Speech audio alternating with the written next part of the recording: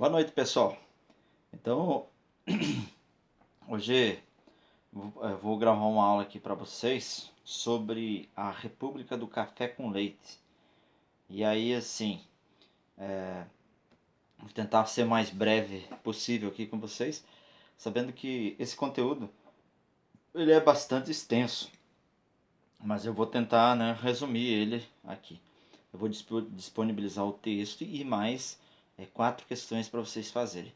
Para vocês realizar as atividades, vocês precisam entender bem essa questão, né, dessa explicação, certo? Então, primeiramente, a gente tem que entender que essa foi a primeira república do Brasil. O Brasil, ele em 1889, ele deixa de ser império e passa a ser uma república. O que é o império? Quando tem o rei, né? Quando tem uma outra forma de governo. Quando sai o rei, então entra o presidente. A república ela é regida pelos 3 poderes, né? Executivo, legislativo e judiciário, como eu já expliquei para vocês no início do ano. E mas é uma república com suas características próprias.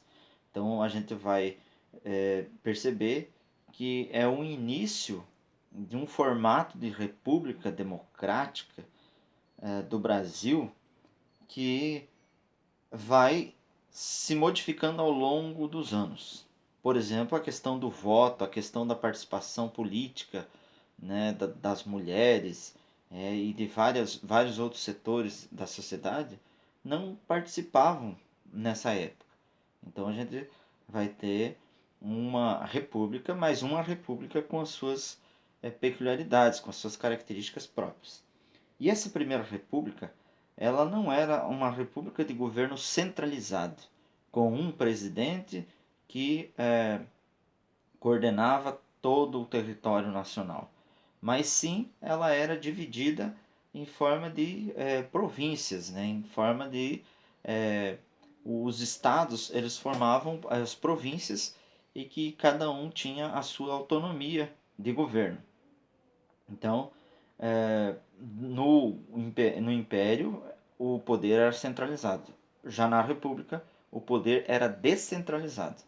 Ou seja, cada estado representava uma província que ajudava a governar o, o Brasil. Por que a gente chama de república oligárquica? Porque é uma república direcionada para alguns setores da sociedade. Esses setores eles podiam interferir na política, como os grandes proprietários de terra, alguns empresários também, mas principalmente os grandes proprietários de terra.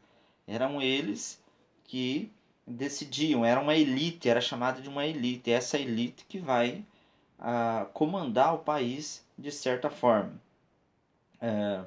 Ela vai influenciar muito na questão das decisões políticas. Então aqui, seguindo aqui. Aí tem um termo que é usado nessa época, política do café com leite. Por que esse termo é usado? Então, por quê? São Paulo era um grande produtor de café, e ainda é até hoje, e Minas Gerais, grande produtora de leite. E esses 2 estados tinham grande influência na política brasileira. Todos os presidentes, né, que surgiram nessa época, ora era de São Paulo, ora era de Minas Gerais, como se fosse um combinado. E todos faziam vista grossa para as outras candidaturas. E aí sempre São Paulo e Minas Gerais ganhavam. Como São Paulo era produtor de café, né, e Minas produtora de leite, então esse período ficou denominado como a República do Café com Leite. Também é chamada de República Velha ou Primeira República, né, porque foi a primeira república que se instalou no Brasil. E é preciso a gente entender bem essa questão da diferença entre república e monarquia, né? Monarquia ou império, né? São 2 sistemas de governo totalmente diferente. Aí então se destacou também a política dos governadores e política do café com leite, como eu acabei de falar. Então os governadores, eles estavam diretamente ligados ao presidente da República e eles faziam com que sempre aquele presidente indicado tivesse apoio. Então não tinha uma questão mais direta. O voto nessa época, o voto era aberto, não era um voto secreto. Ou seja, todo mundo sabia para quem você estava votando. E se você não votasse naquela pessoa indicada, você poderia sofrer ameaça. E também, se você votasse, você poderia ter alguns benefícios, como emprego, como alguns favores, né? Foi também conhecida essa política como a política do favoritismo, né? Hoje a gente reclama, né, da questão da corrupção, né, que está escancarada no Brasil e tal. Mas se a gente olhar um pouco no passado, a gente vai perceber que era muito pior. Não tinha fiscalizações como existem hoje. Não existia uma Polícia Federal que investiga, o Ministério Público, toda essa questão que fiscaliza o Poder Executivo e o Legislativo. Nessa época era muito mais solto. Então, eu já falei então dessas questões. Então, essa forma de política, ela durou aí os seus 41 anos praticamente. Ela foi de 1889 até 1930. Então, foi muito tempo. E a gente tem que lembrar que cada vez que muda o sistema de governo, tem que mudar a Constituição, tem que mudar as leis. Então, sempre existiu esse revezamento no poder. Ora São Paulo, ora Minas Gerais. Aí chegou o momento que eles não gostaram mais da brincadeira, né? E causou um conflito, né? E acabou rompendo a política do café com leite. E a gente vai abrir então a partir de 1930, né? Com a República Nova, né? Com o Getúlio Vargas. E aí vocês têm então as questões. Qual foi a origem do nome República do Café com Leite?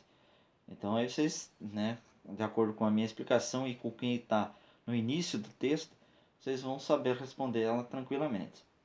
Como aconteciam as fraudes e corrupção durante esse período? Então é tudo pela troca de favores. Então vocês vão lembrar daquilo que eu expliquei agora há pouco. Tudo por questão de troca de favores. Um toma lá da cá, né? Essa palavra não é nova, ela é antiga no Brasil. Sempre houve um toma lá da cá. As indicações políticas, né, a questão da compra do voto, né? Só que nessa época ela era muito mais, digamos assim, escancarada, né? Porque o voto não era secreto, né? Então o voto era aberto e aí ficava muito mais fácil de você pressionar ou recompensar alguém que tivesse votado em você, certo? Aí a terceira, como se dava a descentralização do poder nessa época? Aí vocês vão lembrar lá da questão das províncias. Se fosse um governo centralizado, seria governado como era durante o Império, só pelo imperador. Então, como é a descentralização, acontecia pelas províncias que existiam no Brasil nessa época. As províncias que tinham o seu governo próprio e que acabavam apoiando um governo central, mas que ele não tinha poder sobre todos os estados. Ele teria que cada estado era meio que soberano, né? E por último, como funcionava a política dos governadores? Então vocês vão ver ali nesse parágrafo, não é parágrafo, eu não coloquei parágrafo, mas vocês então vão ver ali no texto que está em negrito, né, como que seria a política dos governadores, né, aquela espécie do favoritismo, né, dos favores, né, o toma lá da cá, eu apoio você na campanha e depois você me retribui, né, com alguns favores, certo? Então por hoje seria isso. Boa noite.